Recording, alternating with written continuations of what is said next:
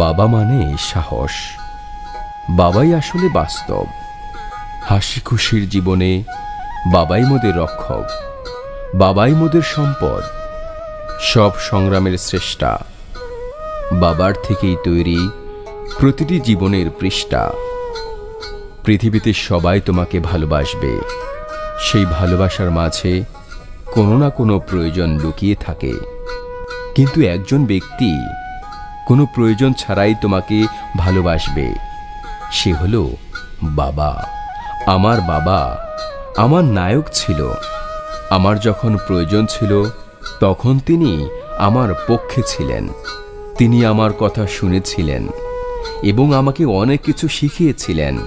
তবে বেশিরভাগ ক্ষেত্রে তিনি অনুসরণীয় ছিলেন। বাবা দুই অক্ষরের শব্দ, যার অর্থ